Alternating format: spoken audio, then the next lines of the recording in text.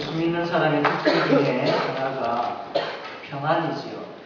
예수 믿는 사람 처음 이제 신앙생활 생활하는 분에게 물어보면 어떻습니까? 마음이 평안합니다. 예수 믿는 사람의 특징입니다. 우리에게 복음이 있기 때문에 그 복음으로 늘 평안을 누리는 우리 모든 성도들이 되기를 바랍니다. 여러분은 성경을 읽는 가운데 혹시 가슴이 뭉클한 그런 경험들이 있습니까? 이번에 이 말씀을 준비하면서 로마서 3장 말씀을 쭉 읽어가는데 참 왠지 가슴이 뭉클한 것을 경험을 했습니다. 지금까지 우리는 계속해서 죄에 대한 말씀을 계속 들어왔습니다. 우리가 죄인일 수밖에 없는, 그리고 우리가 예수 믿기 전에 얼마나 참 더럽고 추한 그런 죄인이었는지를 이 앞에 로마서 말씀을 계속 우리에게 덜추어 내었습니다. 그런데 계속해서 죄에 대한 말씀을 보다가 오늘 본문 말씀, 복음에 대한 말씀을 접하게 되어지니까 하나님의 은혜로 인해서 막 가슴이 흥분되어지는 겁니다. 여러분, 물론 이 복음에 대한 내용들은 다 알고는 있습니다. 그러나 이 복음에 대한, 우리가 지식적으로 알고 있다라고 생각한 이 복음이 이 말씀을 듣는 가운데 우리의 심령 깊은 곳까지 젖어드는, 그래서 그 복음의 능력과 복음의 은혜가 우리 속에서 역사하는 그런 경험이 저와 여러분에게 있게 되어지기를 바랍니다. 그래서 이 복음은 단순한 지식이 아니라 생명이라는 것을 우리가 분명히 깨달아 알기를 원합니다.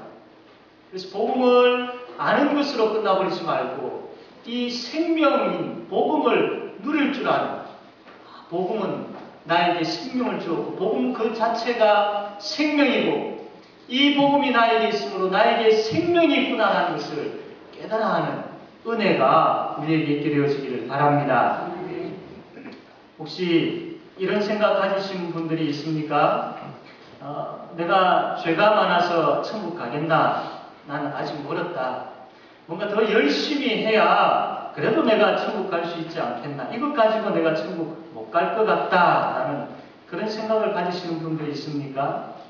내가 교회는 나오면서 예수님에 대한 이야기를 많이 들었는데 그래도 들어도 내가 그게 믿겨지지 아니하고 잘 모르겠다, 이런 생각 가지신 분 꼭 있습니까? 아니면 내가 처음 사랑이 참 뜨거웠는데, 그래도 처음 예수 믿을 때는 내가 참 뜨거웠는데 지금은 예전 같지 아니하고 내 신앙이 많이 식어버린 것 같다, 이런 생각 가운데 있는 분들이 있습니까?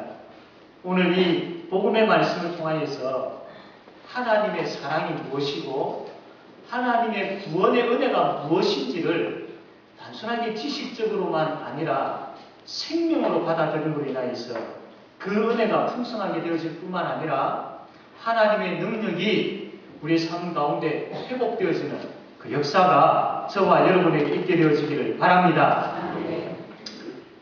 인간은 전적으로 타락했다라는 것을 우리가 말씀을 통해서 보았습니다. 그 타락 이후에는 하나님의 범죄가, 하나님의 심판이 있다, 하나님의 심판이 있다라는 것 또한 보았습니다. 그리고 더 나아가서 이 범죄로 인한 하나님의 심판에서 그 누구도 벗어날 수 없다. 그래서 지난번에는 율법으로도 그 하나님의 심판에서 벗어날 수가 없다라는 것을 우리가 보았습니다. 그런데 성경은 여기까지만 말씀을 하고 있지 않습니다. 이것만 말씀하면 우리는 절망이지요. 우리가 전적으로 타락했고 하나님의 심판이 있고 그 심판에서 벗어날 수 있는 사람은 아무도 없기 때문에 우리는 절망할 수밖에 없습니다. 그러나 이것으로 끝나버리지 아니하고 이제는 우리에게 어떠한 복음이 주어졌는지를 말씀을 하는데, 21절 말씀, 로마서 3장 21절 말씀 우리 다 같이 한번 읽겠습니다. 21절 시작.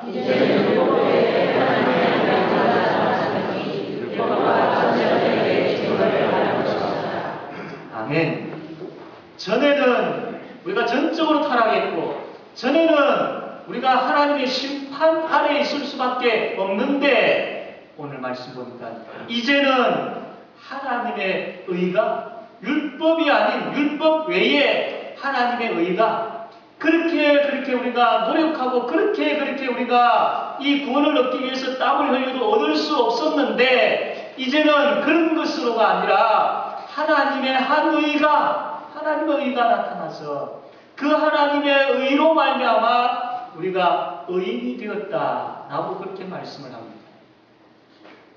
지금까지 우리 보고 죄인이라고 했는데 오늘 말씀 보니까 우리 보고 또 의인이라고 이야기합니다. 죄인인 우리를 보고 하나님께서 의인이라고 말씀을 하고 있습니다.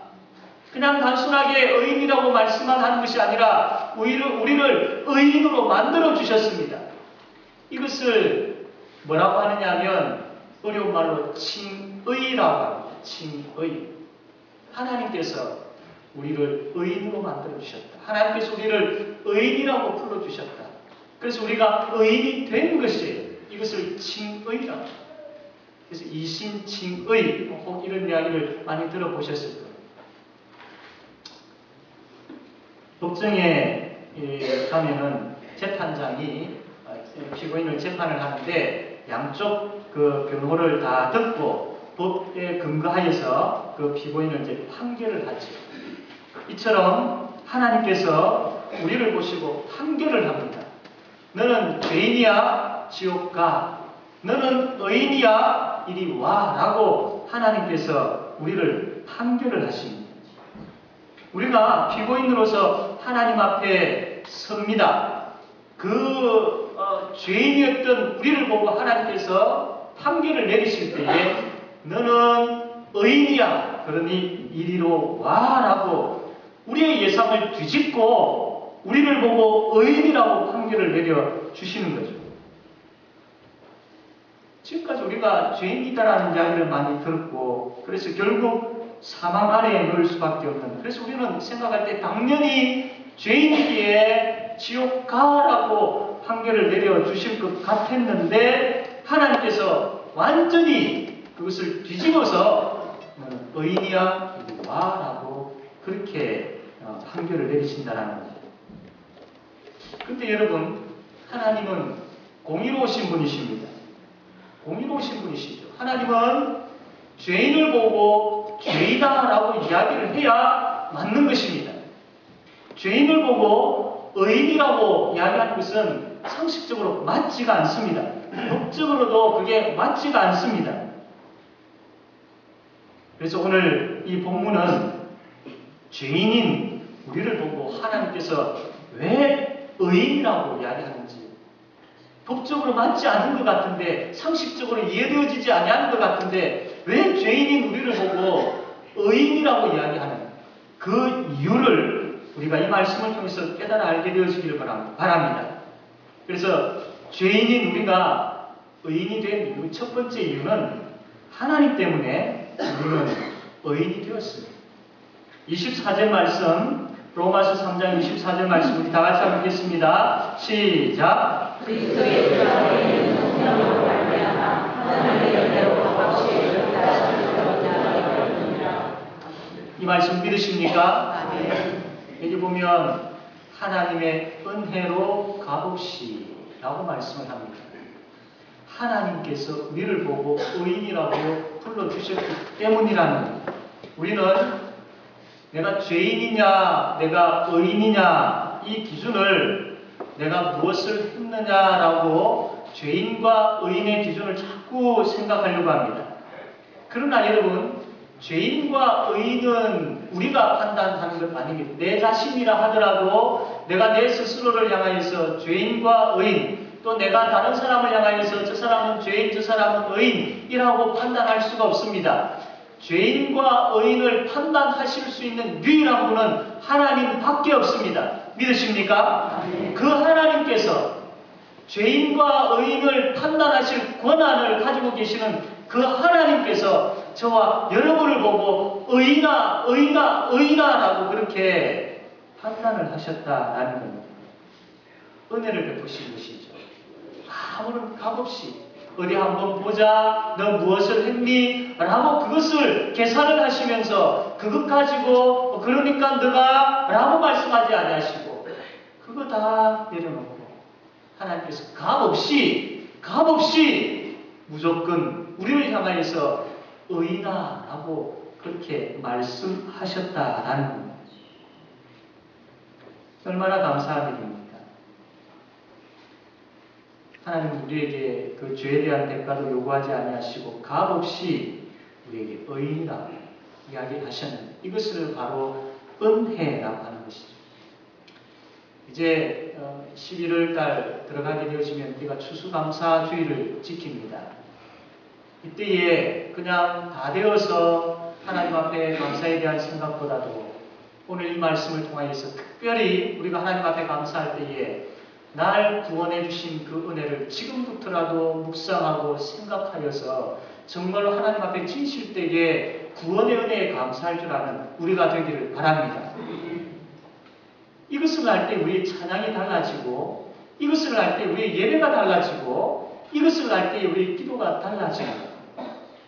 사랑하는 성도 여러분, 하나님 그분이 은혜로 값 없이 우리를 향하여서 의인이라고 하셨습니다. 이것은 불변의 진리입니다. 그러므로 이것으로 인하여서 감사합시다. 하나님이 나에게 의인이라고 이야기를 하셨는데 내가 과연 그것을 받을 만한 자인가? 내가 무엇을 했는가? 이것 고민하지 마시고 하나님, 죄인과 의인의 기준을 가지고 계시고 죄인과 의인을 판결하시는 그분이 은혜로 값없이 나에게 의인이라고 하셨다는 이것 기억하면서 흥분하며 감사할 줄 아는 그런 저와 여러분 되어주기를 바랍니다. 두 번째로 우리가 죄인인데 의인이 되어질 수 있는 이유는 예수님의 구속과 화목제물 되심으로 우리가 의인이 될 수 있었습니다.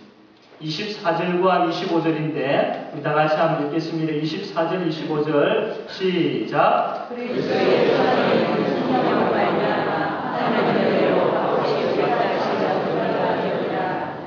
이 일을 하나님이 배우셔서 그분으로 말미암아 화목제물로 세우셨으니 이런 하나님께서 이 창조주 중에 저의 죄를 벌하시고 자기의 의로우심을 나타내게 하셨으니 하나님께서 우리에게 죄인인 우리에게 의인이라고 하실 때 값없이 그렇게 하셨습니다.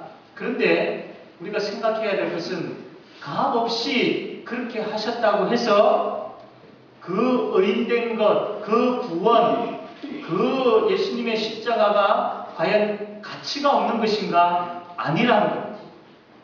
우리에게 죄를 묻지 아니하고 우리에게 값없이 주신 것이지만 하나님께서 우리에게 주신 것은 그 무엇과도 비교할 수 없는 값지고 값진 것임을 믿으시기를 바랍니다. 값없이 우리가 받았지만 우리가 받은 그것은 이 세상의 무엇과도 비교할 수 없는 너무나도 값진 보배로운 것임을 우리가 기억해야 된다는 겁니다.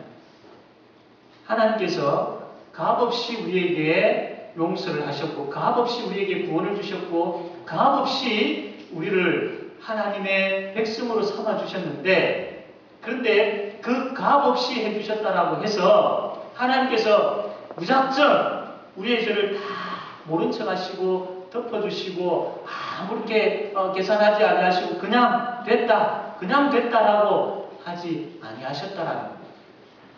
우리가 하나님을 공의로우신 하나님이라고 이렇게 고백을 하죠. 하나님은 공의로우신 하나님이십니다. 죄는 철저하게 그 죄에 대한 것을 물으시는 분, 그 죄에 대한 대가, 그 죄에 대한 책임, 이것을 철저하게 물으시는 분이십니다. 하나라도 흘리지 아니하시고 하나라도 그냥 넘기지 아니하시고 죄에 대해서는 너무나도 철저하게 묻고 또 물으시는 분이 하나님이십니다. 그래서 하나님은 공의로우신 분이십니다. 출애굽기 23장 7절 말씀 보면 하나님께서 이렇게 말씀합니다. 나는 악인을 의롭다 하지 아니하겠노라. 그렇게 말씀하셨습니다. 그러면 이렇게 공의로우신 하나님이 죄인인 우리를 의인이라고 이야기하시는데 이것은 공의로우신 하나님의 입장에서 보았을 때에 맞지 않는 거지 않습니까? 그런데 그것은 맞는 것입니다. 왜냐하면 하나님께서 값없이 우리에게 그 은혜를, 그 구원을 주셨지만 우리의 죄를 철저하게 물으셨습니다. 누구에게? 바로 예수 그리스도께 물으셨습니다. 우리에게는 값없이 구원을 주셨지만 그 죄에 대한 대가를 너무나도 잔인하고 너무나도 철저하게 예수님께 물으셨습니다. 그래서 우리가 읽었던 이 말씀 보면 예수님께서 그 죄에 대한 값을 치르지 않았습니까? 그것이 바로 24절에는 속량이라는 말씀을 통해서 값을 치르셨고 25절에는 화목 제물이라는 그 말씀을 통해서 값을 치르지 않았습니까? 이 속량이라는 말이 좀 어렵게 들리죠. 이것은 물건을 사고 팔 때, 장사할 때 쓰는 말이 바로 속량입니다. 과거 우리나라도 노예 제도가 있었지만 과거 이스라엘 그 주위에 참 많은 노예 제도들이 있었습니다. 그래서 돈을 주고 그 노예들을 사고 또 팔기도 하고 하는 그런 일들이 있었죠. 이 속량이라는 것은 돈을 주고 그 노예를 사서 노예에게 자유를 주는 것, 이것을 바로 속량이라고 하는 것입니다. 이스라엘 백성들이 애굽에 노예로 있었죠. 그때 하나님께서 그 애굽에서 이스라엘 백성들을 건지셔가지고 광야로 가나안 땅으로 보내셨지 않습니까? 이스라엘 백성들이 바벨론의 포로로 잡혀 있었습니다. 그때 하나님께서 이 이스라엘 백성들을 그 포로로 생활하는 이스라엘 백성들을 건지셔가지고 예루살렘 땅으로 보내셔서 자유케 했습니다. 예수님께서 이스라엘 백성들을 속량하셨죠. 이와 동일하게 우리가 죄 아래 있고 죄의 노예로 살아가고 있을 그때에 예수님께서 자신의 피를 십자가에서, 즉 다시 이야기하면 자신의 생명을 내어주시고 우리를 샀습니다. 그리고 우리에게 자유를 주었습니다. 죄의 노예로 사탄의 권세 아래에 있었던 우리를 예수님께서 자신의 생명을 내어놓으시고 자신의 생명을 지불하시고 우리를 사셨다라는 겁니다. 우리를 거기서 건져내셨다라는 겁니다. 그래서 우리에게 자유를 주셨다라는 거죠. 이게 예수님의 속량입니다. 값없이 우리가 구원을 받았지만 거기에는 예수님의 생명이라는 대가가 지불되었습니다.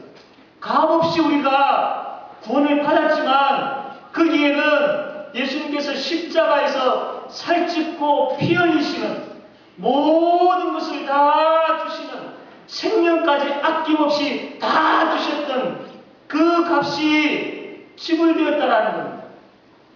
그것으로 인하여서 그 예수님의 속량으로 인하여서 우리가 구원을 받게 되어졌고 우리가 죄에 대해서 자유케 되었다라는 것입니다.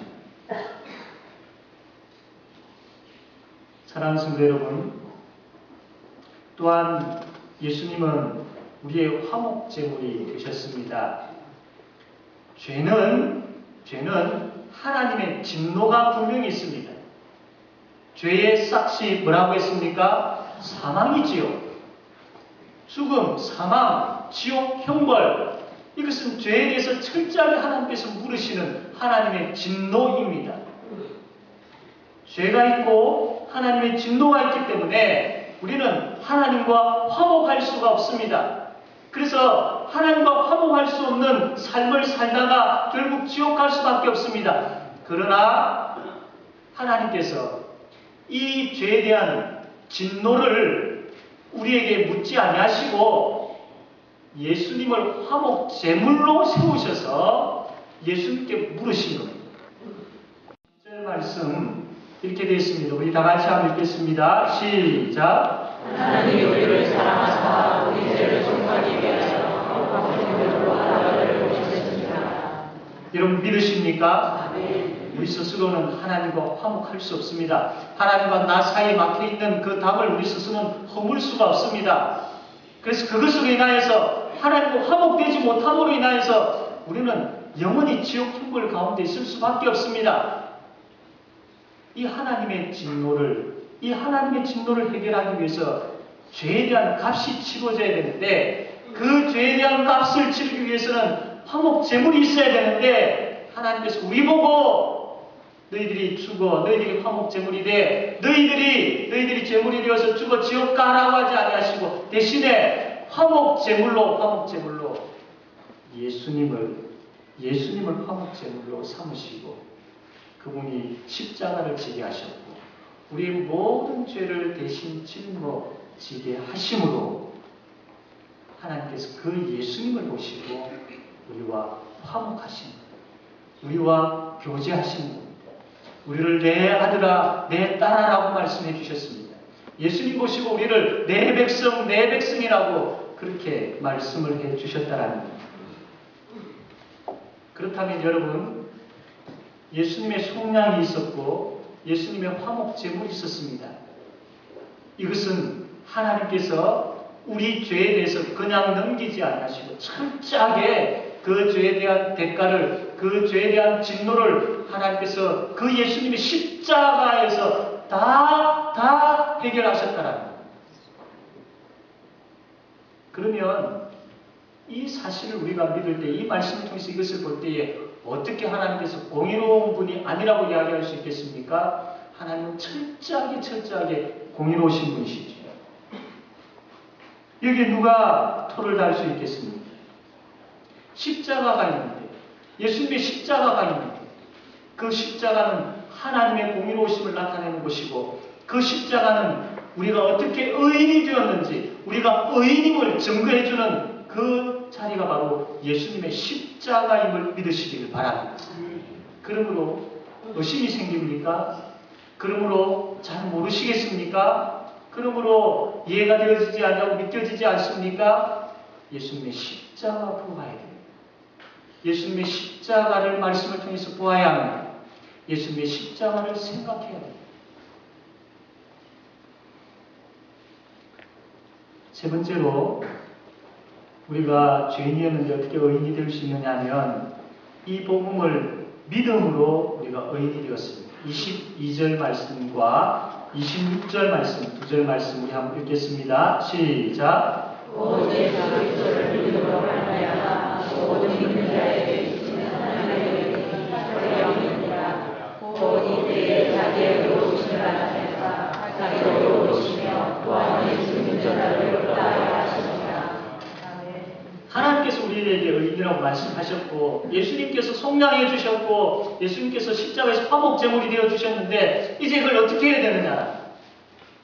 성경이 그걸 지금 말씀을 하고 있는데, 이 사실을 지금 이제 우리가 어떻게 해야 되느냐라는 거예요.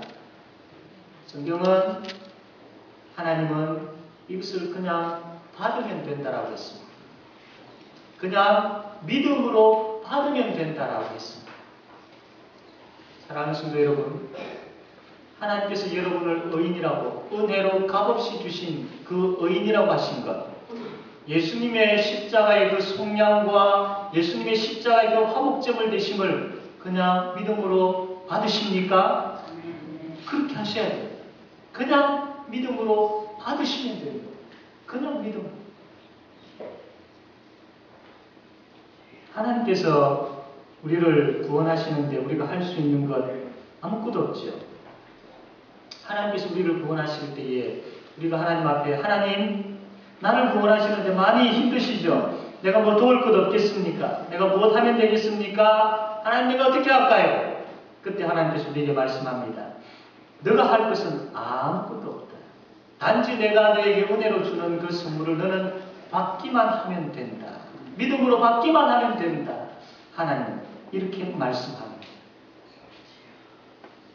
사랑하는 성도 여러분, 율법의 행위로 우리가 구원을 얻지 아니함을 우리가 잘 알고 있습니다. 오직 예수 그리스도, 그분을 믿음으로만 우리가 구원을 받을 수 있음을 믿으시길 바랍니다. 좀 더 우리가 깊이 생각하기를 원합니다.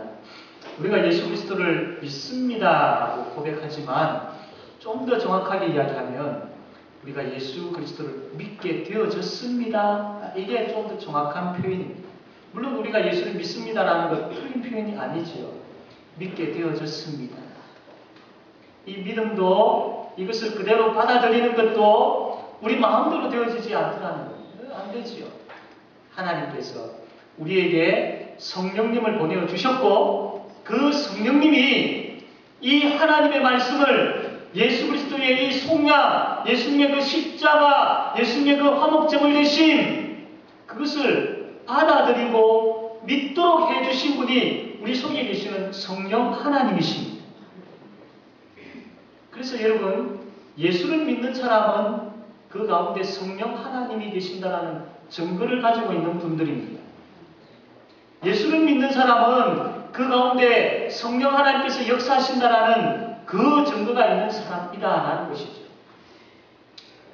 그래서 여러분, 우리의 믿음이 결코 흔들릴 수 없는 이유는, 우리가 정말로 구원의 확신을 가져야 하는 이유는 이 믿음을 그대로 우리가 받아들이는데 이것조차도 내 의지로 하는 것이 아니라, 물론 겉으로는 내 의지로 우리가 받아들이는 거지만 그 내부에, 그 우리 마음속에 성령 하나님께서 역사하시고 그것을 믿게 만들어 주셨고 그게 아멘하게 하시고 하나님을 아버지라 부르게 하시고 예수 그리스도 그 십자가와 부활을 믿게 만들어 주셨기 때문에 내가 받아들입니다, 내가 아멘합니다 라고 우리가 고백할 수 있는 것이죠. 이것만큼 더 확실한 것이 어디 있습니까? 성령 하나님께서 주신 것입니다. 그러므로 흔들리지 마십시오. 그러므로 의심하지 마십시오. 내 생각으로, 내 의지로 받아들이는 것이 아니라 내 속에 계시는 성령 하나님께서 해주셨기 때문에 이것은 결코 떠나거나 움직이는 것이 아니라 우리에게 영원히 주어진 복임을 믿으시기를 바랍니다. 우리 옆에 있는 분들과 한번 이야기합시다. 당신은 지옥 가기는 다 틀렸습니다. 천국 갈 수밖에 없습니다. 정말입니까? 다시 한번 확신을 가지고 한번 이야기합시다. 당신은 지옥 가기는 다 틀렸습니다. 천국 갈 수밖에 없습니다. 천국 갈 수밖에 없습니다. 그 이유가 어디 있느냐는 하나님께서 우리를 구원해 주셨다는데 다른 무엇가 있겠습니까? 값없이 은혜로 예수님께서 나를 위해 십자가를 지셨다는데, 그래서 거기에서 하나님의 진노를, 하나님의 그 저주를 다 해결해 주셨다는, 그래서 하나님께서 그 십자가를 보고 우리를 용서해 주셨다는데, 그리고 성령께서 도저히 이게 믿겨지지 않는 부분들이지만 믿음을 주셔서 믿게 해주셨다는, 그래서 내가 믿겨지는데 어떻게 하라는 겁니까? 그것이 바로 근거이고 그것이 바로 이유인 것입니다.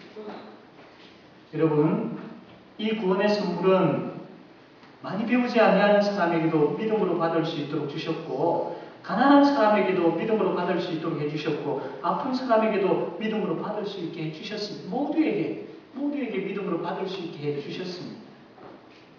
그래서 나 같은 죄인도 믿음으로 이 구원을 받지 않았습니다.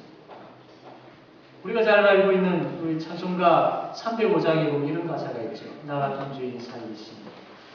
1절만 한번 읽어볼까요? 305장 나 같은 죄인 살리심. 그 말씀을 생각하면서 한번 고백하며 찬양합시다. 305장입니다.